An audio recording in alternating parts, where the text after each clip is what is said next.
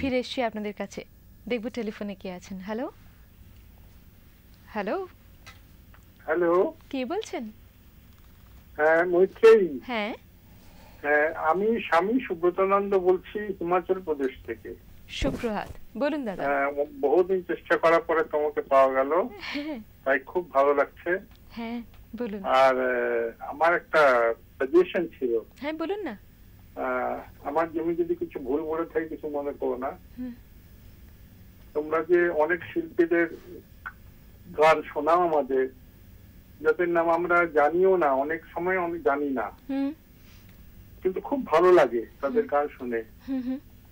তো আমার একটা অনুরোধ যে নতুন শিল্পীদের সম্বন্ধে যদি একটু ব্যাকগ্রাউন্ডটা তোমরা যদি একটু বলে দাও শ্রোতাদের, তাহলে আরেকটু ভালো লাগতে পারে মনে হয়। আমরা জানতে চাই আর কি তাদের সম্বন্ধে।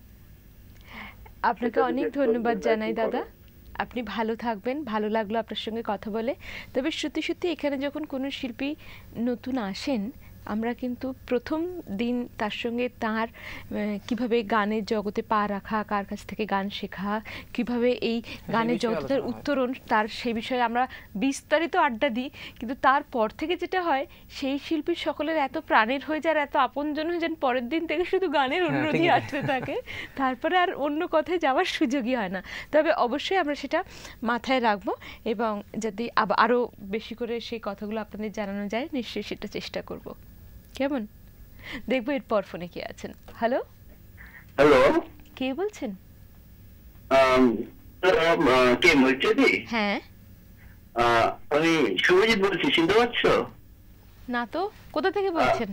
আমি লুট বলে একটা গল্প পাঠিয়েছিলাম, তারপর আরো একটা গল্প পাঠিয়েছিলাম অসম প্রেম। আপনি গল্প পাঠিয়েছিলেন বললেই মনে পড়ে যেত। নমস্কার, সুপ্রভাত। সুপ্রভাত তোমাকে এবং শিল্পীকেও সুপ্রভাত। সুপ্রভাত। এবারে আরেকটা গল্প লিখেছি, কিন্তু পাঠিয়ে দিন, তারার অফিসে পাঠিয়ে দিন। কেমন? সঙ্গে থাকুন, খুব ভালো থাকুন। কে আছেন এরপর? হ্যালো হ্যালো হ্যালো, কে বলছেন? মৈত্রেয়ী, আমি প্রাপ্তি বলছি। প্রাপ্তি, কেমন আছো? হ্যাঁ ভালো আছি, তুমি ভালো আছো? ভালো আছি গো। সুপ্রভাত। সুপ্রভাত। আর বিভাবিন্দুদা, তোমাকেও সুপ্রভাত। সুপ্রভাত। হ্যাঁ, তোমার কাছে আজকে আমি একটা গান রিকোয়েস্ট করবো, শোনাবে তো? হ্যাঁ, চেষ্টা করব। কতবারও ভেবেছিল গানটা, রবীন্দ্রসঙ্গীত। আচ্ছা ঠিক আছে, দেখছি। আচ্ছা, তুমি সঙ্গে থাকো। আচ্ছা, আমরা এবারে অনেকক্ষণ ফোন নিয়ে কথা বলেছি, এবার একটু গানে যেতে চাইছি। হ্যাঁ, আমি একটু অন্য ধরনের গান গাওয়ার চেষ্টা করছি, সেটা হচ্ছে একটু পুরাতনী গান।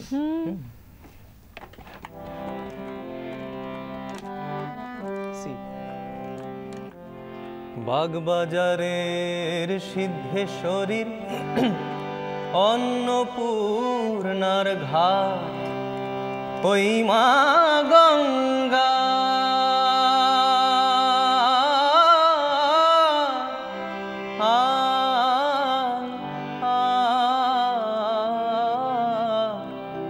ওই মা গঙ্গা যেথায় আমার বহেন দিনরাত।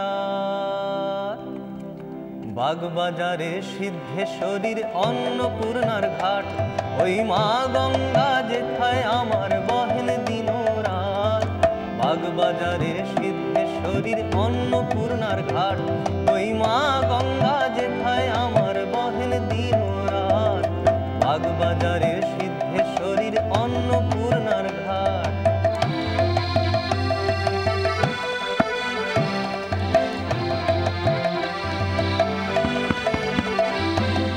এক পাশে তার কুমোর পাড়া, হচ্ছে ঠাকুর গড়া। এক পাশে তার কুমোর পাড়া, হচ্ছে ঠাকুর গড়া। এক পাশে যে বসে ভোলা বলছে কত ছড়া।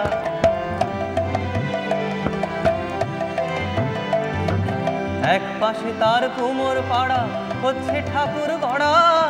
এক পাশে যে বসে ভোলা বলছে কত ছড়া। কৈলাসের ওই সেই ভোলানাথ নই রে আমি নই। কৈলাসের ওই সেই ভোলানাথ নই রে আমি নই। আমি ময়রা ভোলা।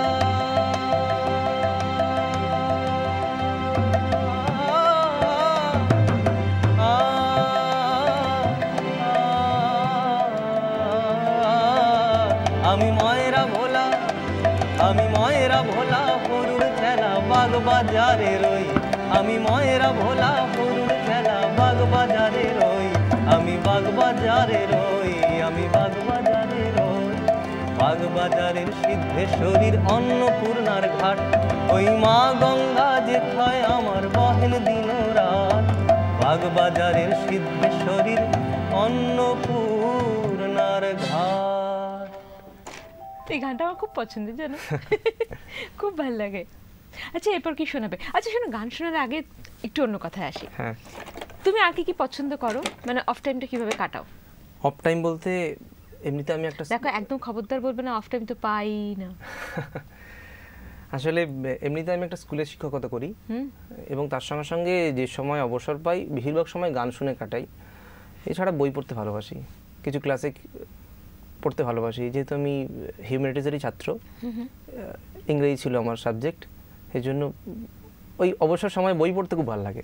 মানে তোমার একটা অদ্ভুত কম্বিনেশন দেখো, তার মানে যেহেতু তুমি শিক্ষকতা করো, তার মানে ছোট ছোট বাচ্চাদের নিয়ে তোমার একটা অনেকটা সময় যায়, আবার যখন গান বাজনার জগতে থাকো তখন আবার মানে শ্রোতা, এটা সেটাও একটা বেশ অনেক মানুষজনকে নিয়ে তোমার মানুষজনকে নিয়ে আর কি বেশিরভাগ সময় থাকি তাদের মধ্যেই। বিশেষ করে ছোটদের সঙ্গে সময় কাটাতে খুব বেশি ভালো লাগে এবং ওটা আমার কাছে একটা রিফ্রেশমেন্ট ধরনেরই হয়। এবং যারা স্টুডেন্ট যারা, তাদের সঙ্গে এমনি গান বাজনা করে একটু, শুধুমাত্র পড়াশোনায় নয়, সবসময় যে টেক্সট বুক নিয়ে আগড়ে থাকতে হবে তা তো নয়, এখন এডুকেশন মানে beyond the text book also. তো সেই জন্য পড়াশোনার সঙ্গে সঙ্গে গান বাজনা আমি এমনিতে আমাদের স্কুলের কালচারাল দিকটা আমি দেখি পুরোটা, ফলে ওইসব নিয়ে বেশ আনন্দেই সময় কাটে। মানে স্টুডেন্টদের কাছে তুমি খুব প্রিয় টিচার, সেটা তারাই বলতে পারবে। খুব গম্ভীর টিচার নাও, গান টান করো তাদের সঙ্গে? একদমই নয়, সেটা বলতে পারে একদমই নয়, তবে তাদের কাছে কতটা প্রিয় তারাই বলতে পারবে 100 বার। কিন্তু তুমি তাদের নিয়ে খুব আনন্দ করে সময়টা কাটাও, এটা তোমার চোখ মুখে যখন কথা বলছো সেটাতেই বোঝা যাচ্ছে তুমি খুব এনজয় করো তাদের সাথে সময় কাটাতে। আচ্ছা আরেকটা জিনিস তোমাকে জিজ্ঞেস করি, যেহেতু একটু আগে একজন ফোনে বললেন যারা এখানে আসছেন যাদের আমরা প্রায় চিনি না, তাদের সঙ্গে একটুখানি পরিচয় যদি একটু ছোট করে দিয়ে দেওয়া যায়। তোমার সঙ্গে আগে তো আমরা বহুবার আড্ডা দিয়েছি, তবুও যদি একবার একটু ছোট করে, যে তুমি কার কাছ থেকে গান শিখেছো বা কিভাবে তোমার গানের জগতে কাদের গুরু হিসেবে পেয়েছো, একটু যদি সবাইকে একটু জানিয়ে। আমার আসলে সঙ্গীত জীবনে তারা মিউজিকের বা তারা পরিবারের একটা বিশাল অবদান। তার কারণ হচ্ছে প্রথমে আমি প্রথাগতভাবে গান শিখি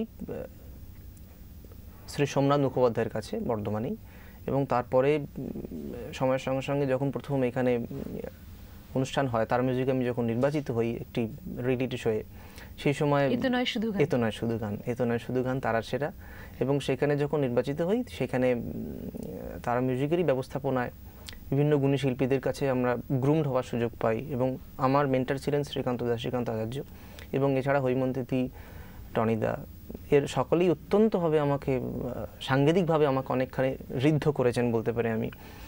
তাদের অবদান আমার জীবনে এতটুকু কম নয় যেভাবে তারার অবদান আমার জীবনে আছে। এছাড়া আসলে গান বাজনাটা অনেকখানি আমার পারিবারিক সূত্রে পাওয়া। তার কারণ হচ্ছে আমার বাড়িতে যেমন গান আছে, এছাড়া আমার মামার বাড়িতে আমার দাদু আর কি, তিনি যথেষ্ট বিখ্যাত রামায়ণ এবং কীর্তন শিল্পী, এবং এই মামাবাড়ির আমার এই ঘর, এটা ঘরানা না অ্যাকচুয়ালি। তোমার দাদুর নামটা সবাইকে বলবে না? বিশ্বনাথ গঙ্গোপাধ্যায়। এর আগে আমি যখন এসেছিলাম তারাতে, এই অনুষ্ঠানেই এসেছিলাম যখন, তখন আমি ওনার একটা গানও গিয়েছিলাম। আজকেও কিন্তু করতে হবে দেখছি।